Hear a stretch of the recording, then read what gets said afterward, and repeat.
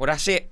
That's how you do it. That's how you defend a title. That is how you retain a title. The Pep fall-off begins. Arsenal absolutely dominating. Tonight, Arsenal were beyond dangerous, beyond scary.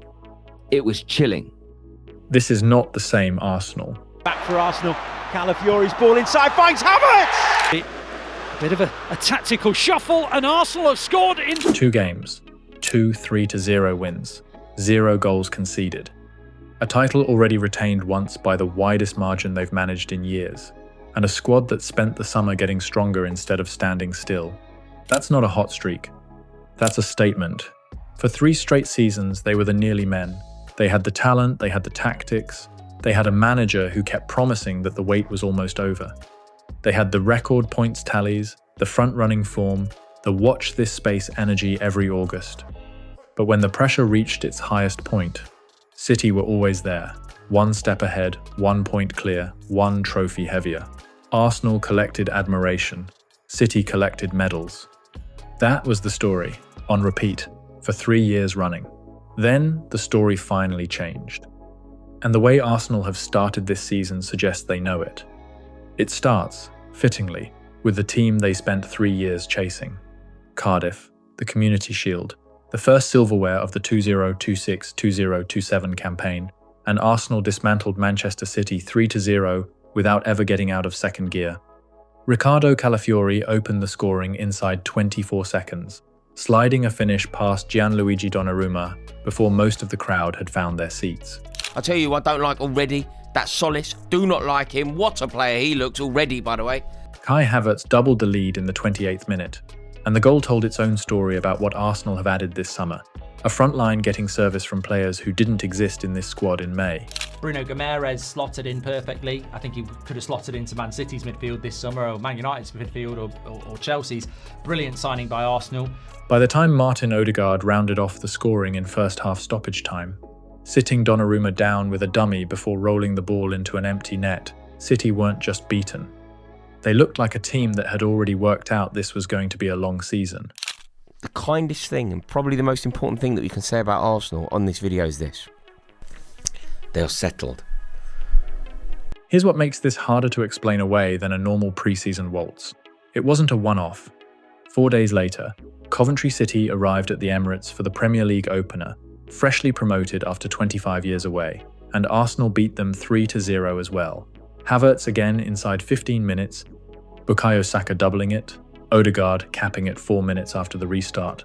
6 goals, 2 games, 0 response from either opponent. So what's actually changed? Why now? Bruno Guimarães. Obviously Bruno Guimarães came in, he's injured right now. He's just got to put Bruno Guimarães on his toes. He's got to make sure that Rice is resting. He's got to make sure that, I do my job. If he plays like that every single game, I don't think there's going to be a problem. Arsenal paid Newcastle £75 million for their captain this summer, and he hasn't even started a competitive minute yet. He's still working his way back from injury. Think about that for a second. The clip above is a pundit talking about a player who wasn't even on the pitch, and he's still framed as a threat to the players who were. That's what a genuine upgrade does before it's kicked a ball. It changes how every other midfielder in the building has to play, because standing still is no longer an option. Declan Rice knows it. Martin Odegaard knows it. Bruno hasn't had to say a word. Compare that to the version of Arsenal that used to exist. This is a squad that once treated a single defensive midfield injury as a crisis. Now the club's response to losing a starter is signing a Brazil international captain and letting him take his time. That's not depth for the sake of a highlight reel. That's a manager building a squad that can survive the version of the season nobody plans for. The one with injuries, fixture pile-ups, and a Champions League run stacked on top of 38 league games. Christos Tzolis. Remember who's coining this phrase. The output machine. Now, I don't think officially he gets the assist tonight because the goalkeeper got a hand to it. When it comes to FPL, if you play FPL, he gets the assist. But this was one of those games tonight, and you want to bookmark this. This is one of those games where maybe in a year, 2 years, 3 years, somebody might say, tell me a time when Tzolis had a good game without getting a goal or an assist. Point them to tonight. £34 million from Club Brugge for a player most of the league had never heard of.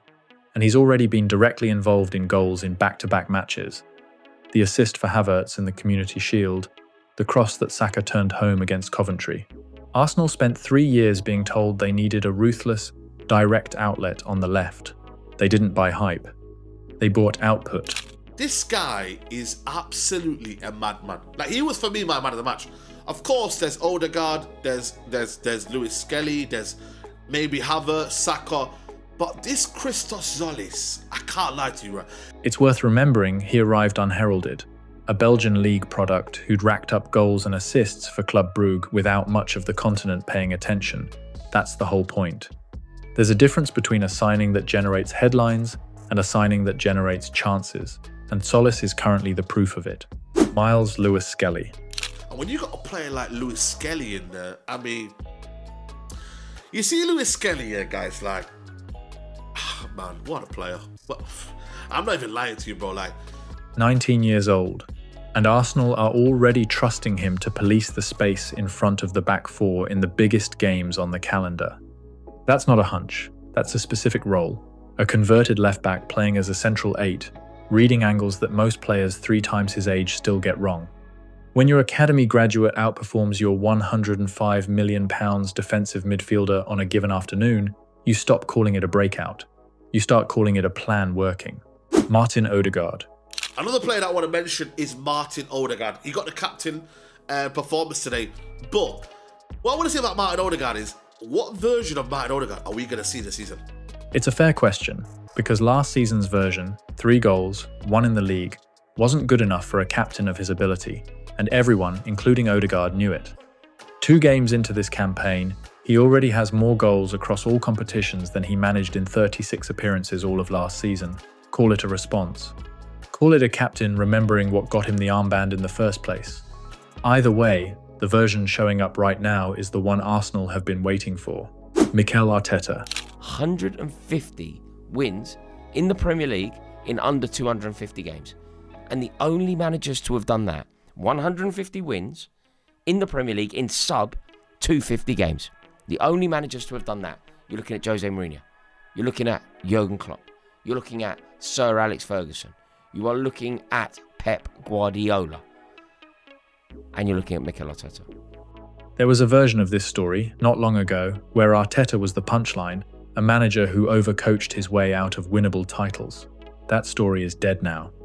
Arteta has reached 150 Premier League wins faster than almost anyone in the competition's history, and his name doesn't need context attached to it anymore. It just needs to be said next to the others. Now compare that to the team Arsenal just took the shield off. Manchester City are trying to build a new era without the 2 things that defined the old one. Rodri probably won't be there and wasn't there today. That's like losing prime Roy Keane. Or prime Steven Gerrard. These are big. Man United didn't have that. We didn't lose Roy Keane and Sir Alex Ferguson at the same time. And Liverpool didn't use Gerrard and Klopp at the same time. There were different eras and different retirements. Losing a generational manager and a Ballon d'Or winning midfielder in the same summer would destabilise any club on earth. Enzo Maresca is not walking into a soft landing, and Arsenal know it. None of this means City are finished. Nobody serious is writing off a club with that squad and that ownership. But it does mean the gap that used to run in City's favour is, for the first time in years, running the other way. And retaining anything is a different kind of hard.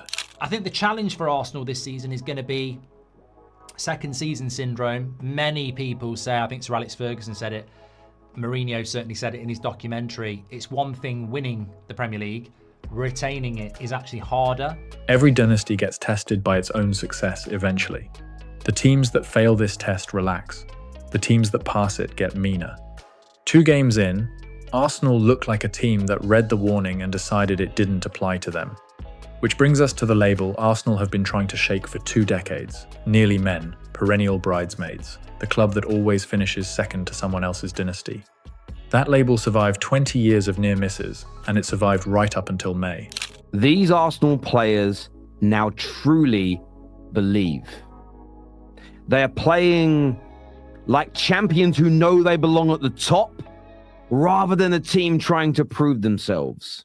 They are trying to become something this club hasn't been since 1935 back-to-back champions. Arsenal have also just become the first side in English top-flight history to spend more than 100 consecutive seasons in the division, 100 years of never once dropping down, and yet, for most of the modern era, never quite matching this level of swagger while they were up there. I think Arsenal Football Club overall did what they had to do. Should have been more, if I'm being honest with you. But overall, they are the favourites. That's the reality. They are the favourites. They are the team to beat. There's a difference between a club that's simply been present for 100 years and a club that's genuinely feared for it. Arsenal spent most of that century being the former. Right now, 2 games into the defence of a first title in over 2 decades, they look like they're finally auditioning for the latter.